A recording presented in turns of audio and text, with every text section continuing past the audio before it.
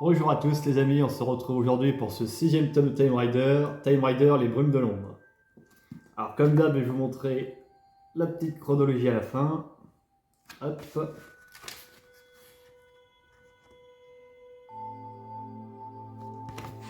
Alors, de quoi ce tome parle? De beaucoup de choses. D'ailleurs, sachez que c'est l'un des 3 tomes que je vous ai dit dans mon intro, charnière à Time Rider.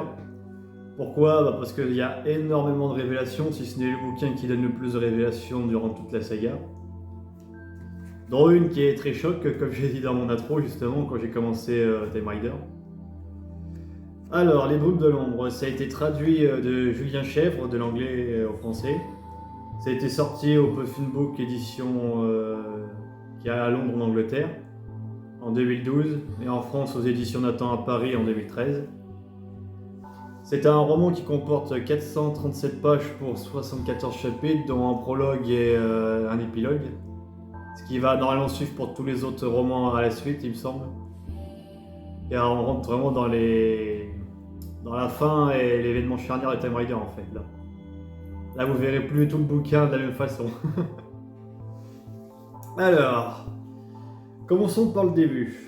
Alors, le prologue commence avec Walston qui lui raconte qu'il a vécu 11 ans à Brooklyn. Après, il a déménagé à Chicago suite à la décès de sa mère. Bon, jusqu'à là, rien de surprenant. Ensuite, après son petit flashback sur son passé et toujours un peu en rapport avec l'installation de l'Arche en 2001. On revient un peu dans le temps présent, si on peut dire ça comme ça, en 2001, où Maddie demande carrément cette fois-ci à Foster de rejoindre l'équipe, car elle se sent plus tout prête à gérer tout ça, elle se sent débordée par tous ses secrets, toutes ces choses qu'elle comprend pas en fait, tout simplement. Elle est débordée et elle a besoin de Foster pour avoir son avis sur plusieurs trucs. Du coup, Foster réussit à se faire entendre de Maddie et puis va rejoindre l'équipe, réintégrer l'équipe plutôt, si on devrait dire ça comme ça. Et du coup, qu'est-ce qui se passe? Et ah oui, chose importante aussi entre parenthèses. J'ai pas parlé de Beck dans le tome 5, mais en fait, elle était pas du tout présente dans le tome 5. Elle devait dans un tube de croissance en mode ado, je crois, un truc comme ça. Et du coup, ils l'ont sorti dans ce tome 6 en mode ado, mais sans sa intelligence à elle en fait. Ou du moins, il me semble qu'ils l'ont mis inséré que vers la fin du tome 6. Et bon, de toute façon, elle meurt à la fin, donc voilà. Triste bec et triste mort. Bref. Alors ensuite, par rapport aux autres romans qu'on a lus, on se rend compte qu'en fait tous les antagonistes, quels qu'ils soient, c'est tous des gens qui viennent principalement du futur et qui veulent changer le monde pour qu'il soit meilleur en fait, parce qu'en 2070, on nous raconte que c'est un peu la fin de tout quoi. On nous raconte beaucoup d'ailleurs sur le fameux virus de Konzong, qui aura pour épicentre la Corée du Nord et qui éradiquera les 3/4, voire toute l'humanité, de ce qu'on a compris à peu près. On se demande toujours dans quelle raison a été fabriqué, pourquoi, comment. On se doute que c'est ça Pandore. On nous fait plus ou moins comprendre ça sans nous confirmer que c'est ça. Ensuite, Foster sait qu'il est une unité de soutien. Il le sous-entendait à Liam lorsqu'ils ont une discussion dans leur espèce de van, il me semble, un truc comme ça. Et du coup, c'est à ce moment-là d'ailleurs que toute l'équipe apprend qu'ils sont des unités de soutien. Alors comment ils l'apprennent? Déjà ils se rendaient plus ou moins compte avec les vêtements que Sal a repérés dans la boutique. Les vêtements identiques à ceux de leur recrutement. Mais aussi le fait que Maddie essaie de revoir ses parents et du coup on comprend qu'en fait c'est pas sa famille. Et là on comprend soudain qu'en fait tous ces souvenirs sont falsifiés. Enfin du moins pas falsifiés, disons qu'ils sont implantés dans son cerveau et ce sont pas les siens en fait. Enfin si remarque qu'ils sont falsifiés puisque bref, vous avez compris. Et du coup, suite à cette révélation qui a choqué un peu toute l'équipe, au début Liam avait beaucoup de mal à y croire, m'a dit, il sortait plusieurs arguments, et ça leur a fait un choc à tous les trois. Beaucoup à Sal aussi, parce que elle se sent très très mal à l'idée d'être une unité de soutien, vraiment. Ça l'a vraiment déchiré. Donc du coup, pendant un bon moment de cette première partie de tome, et toute l'équipe va être un peu en mode fatiguée, démoralisée et tout ça. Parce qu'en fait, oui, suite à l'événement qui s'est passé à Rome, quand il retourne dans l'arche, il décide tout de suite de partir. Parce que du coup, il reste toujours les unités de soutien qui veulent les buter. Donc Fate et Abel, je crois, un truc comme ça. Du coup, Abel, il se fait tuer, si je vous dis pas le comment, dans un centre commercial. Et Fate, elle, après, elle se fait réquisitionner par l'équipe des Time Riders vers la fin. Mais pendant toute la première partie, en tout cas, dans le centre commercial, c'est là où ils vont tuer Foster. D'ailleurs, à un moment, ils vont tuer Foster et ils vont plus ou moins nous faire sous-entendre que Foster et Wolsten sont très similaires. Donc à voir par la suite les révélations qu'on aura de ce point de vue-là. Et du coup, ils poursuivent toujours l'équipe. Maddie, Sal et Liam ainsi que Bob l'éponge ou Boba l'éponge, je sais plus comment il l'appelle, et Rachim vont s'installer dans une école abandonnée pour du coup refaire temporairement leur base dedans.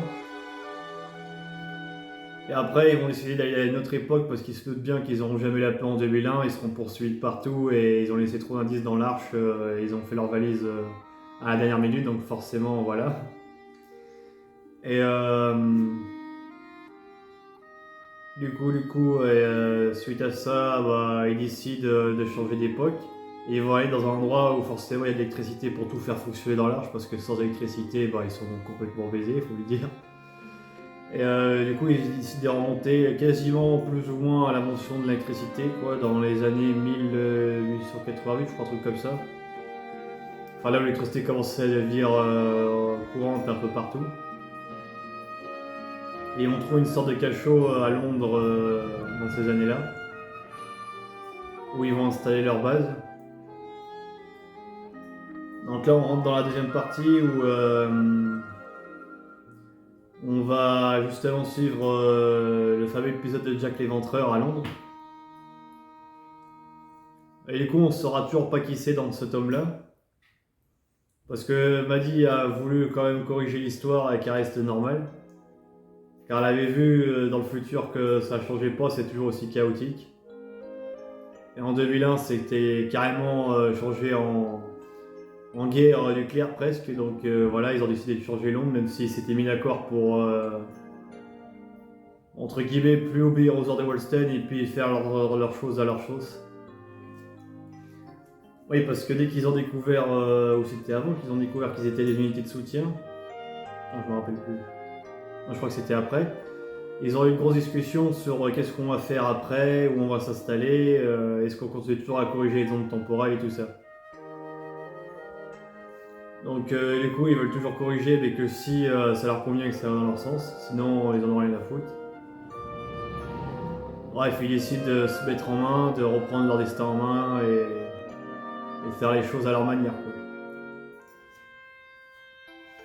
On sait aussi pour le remplacement de Sal, du coup, qui a lieu dans le tome 1, comment ça s'est passé et tout ça. On sait que c'est Joseph Oliveira qui a implanté dans la mémoire de Sal un ours bleu en peluche pour que Sal ait un déclic et qu'elle comprenne qu'il y a un problème. On sait aussi un peu plus sur la mort de Griggs. Du coup, on comprend que c'était pas Wolsten qui l'avait tué, mais qu'il s'était tué lui-même, etc. Mais bon, Joseph Oliveira, lui, n'a pas vu les choses de ce point de vue-là. Et pensait que Wolsten voulait le tuer aussi, du coup, vu comme Wolsten a découvert le poteau rose sur le fait qu'il a falsifié la salle. Et du coup, il demandait des explications, et puis Joseph Oliveira a ouvert un portail en 4ème vitesse pour se tailler et sauver sa peau, tout simplement, en fait. Mais du coup, ce dernier, on connaît la suite, dans le tome 4, se retrouve fusionné plus ou moins avec une charrette, et bref, il finit en morceaux, et puis il dit plein de choses à la salle, quel est le déclic justement. On apprend aussi un peu plus sur Wolsten. Alors on sait toujours pas pourquoi il veut qu'on regarde cette chronologie toute pourrite et toute morte. Et pourquoi il se fait tant la fin du monde. Et en fait, vers la fin du top 6, justement, il parle de Hill comme s'il y avait une entité supérieure qui lui demandait de faire ça, quoi. Et je pense que c'est ça en fait. Parce que pourquoi il aurait fait tout ce bordel, il aurait créé une agence et tout. Non, il a fait tout ça dans un but bien précis et c'était pour. Il y avait un but derrière. Et ça, on le saura dans les autres tomes du coup. On saura aussi pourquoi il n'a pas voulu expliquer son véritable but à Joseph Oliveira et Griggs, qui étaient ses deux collègues et les trois personnes dans ses années à lui à avoir voyagé dans le temps. Et on apprend aussi qu'il regrette beaucoup la mort de ses deux associés, ce qui est compréhensible à vrai dire, parce qu'il considérait Joseph Oliveira un peu comme un fils.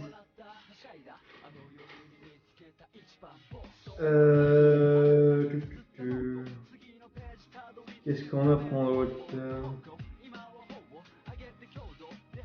Ah oui, il m'a dit quand elle a visité sa maison, elle était complètement en morceaux niveau moral. Et bon, après, ce qui est con, c'est que l'unité de soutien Fate avec l'agent Cooper, si je dis pas de conneries, ça s'appelle comme ça, ont retrouvé leurs traces grâce au témoignage de justement la femme que Buddy croyait être sa mère. Et c'est comme ça, du coup, qu'ils vont les griller et réussir à découvrir qu'ils sont à l'école. Et du coup, ils vont tous réussir à partir dans le passé, sauf Beck qui se fera descendre du coup par Fate, si je dis pas de conneries, parce que forcément elle a encore un corps d'ado, donc forcément je fais pas le poids. Elle meurt d'une façon un peu sale, mais bon, après ils ont tous regardé dans un disque dur, donc on suppose par la suite qu'ils essaieront de trouver une autre unité de soutien. Ou qu'ils réimplanteront pourquoi pas le disque dans le corps de Fate, c'est possible avec. Bon, même si je préférais avoir une autre unité de soutien, parce que bon, avoir comme compagnie l'unité de soutien qui a voulu les descendre tout le long, ça fait un peu bizarre. Qu'est-ce qu'on apprend d'autre aussi? On apprend aussi tout le passé de Foster entièrement. Ce qui s'est passé avec la première équipe, qu'ils se sont tous fait déglinguer, que Foster a dû prendre ses responsabilités, qu'il a découvert qu'il était une unité de soutien, mais qu'il a continué à obéir à l'agence quand même, tout seul. Et qu'il a dû former les nouvelles recrues qu'on connaît aujourd'hui tout seul. Ce qui était un véritable coup dur du coup. Et qui n'était pas prévu de base en fait.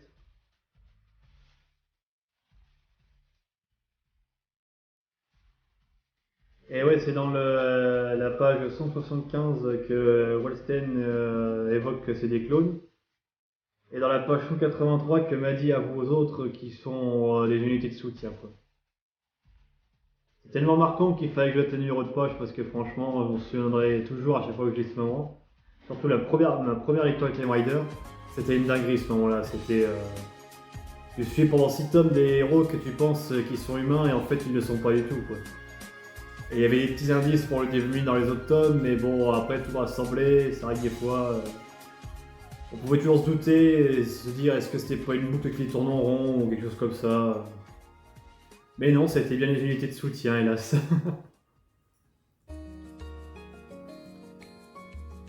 Et puis qu'est-ce qu'on apprend d'autre ouais, que la première équipe est morte dans une explosion de Tagion.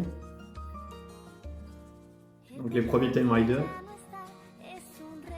Donc on voit que les voyages dans le temps c'est très dangereux, quoi, même quand c'est bien maîtrisé. Rachim aussi découvre que la technologie de Wolsten est beaucoup plus élaborée que la sienne sur les voyages dans le temps. C'est beaucoup plus précis, c'est moins hasardeux comme ce qu'a fait Rachim pour son projet Exodus, ou même pour ce qu'il a fait dans le top 6, parce qu'il y a eu des décalages au niveau des emplacements temporels quand ils sont partis à Londres, qui ont été corrigés par la suite, bien évidemment. Et du coup, ouais, ils ont joué un cajot qui s'appelle. Dont Delbert est le propriétaire. Il va être je sais plus qui s'appelle George Orwell ou un truc comme ça, enfin le célèbre romancier qu'on connaît tous. Et puis voilà, qu'est-ce que j'ai à dire sur ce tome-là? Bon, ça va être à peu près tout, c'est déjà pas mal. Mais bref, pour en revenir à ce que j'ai pensé de ce tome-là, et bah c'était tout simplement une dinguerie monumentale. Ça fait vraiment choc en même temps que les héros qu'on apprenne ça et en plus on nous l'amorce un peu lorsque Foster dit à Liam que quand vous découvrirez la vérité par vous-même, ça sera peut-être mieux, vous verrez bien, tant qu'elle sera mieux chose que les autres.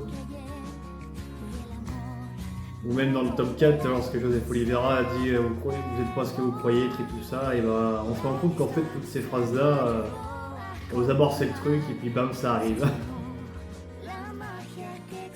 En bref, maintenant la question qu'on se pose, c'est maintenant qu'ils ont leur QG de fait, qu'est-ce qu'ils vont faire après?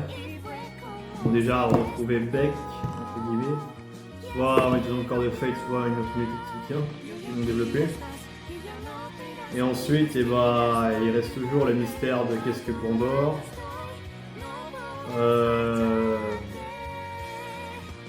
Bon, on sait plus ou moins comment arrive la fin du monde maintenant. Mais on ne sait pas plus ce qu'ils vont faire du coup. S'ils vont aller en 2070 voir West End et voir la fin du monde pour déclencher les conditions nécessaires pour avoir le message du manuscrit Voldemort. Ou s'ils vont partir encore dans une autre époque pour une raison X ou Y, pour passer du bon temps, on ne sait pas. On apprend aussi dans ce tome qu'ils veulent plus ou moins passer une vie normale, mais bon, on se doute bien qu'ils vont pas vivre normalement. Voilà, il reste encore 3 tomes, il y a des mystères non résolus. Le manuscrit Voynich, Pandore, la fin du monde. Ce que Wallstein a vraiment derrière la tête, tous ces mystères-là, on les découvrira dans les autres tomes. Et, on verra de quelle manière ça s'agence tout ça et hâte de voir les révélations sur la fin. Sur ce, je vous dis à très bientôt les amis, merci de m'avoir écouté. Cette vidéo a été la plus longue que les autres, mais c'était un bouquin vraiment charnière, il fallait vraiment que je l'expose tout. C'était l'un des gros coups de cœur en tout cas. Le tome suivant après, si je dis pas de conneries, c'est peut-être mon préféré des 9. Là, il s'appelle Tomb Raider, les Seigneurs des Mers, et comme son nom l'a dit, ça va beaucoup se passer sur la mer et c'est vachement intéressant. Et ça va changer un peu aussi des époques plus ou moins classiques qu'on a déjà vues, parce que bon, la guerre mondiale, les dinosaures et tout ça, j'ai envie de dire, c'est un peu repris partout. Là, ça va déjà être un peu plus intéressant. Bon, sur ce, les amis, je vous dis à plus tard, et bon courage à vous pour la suite.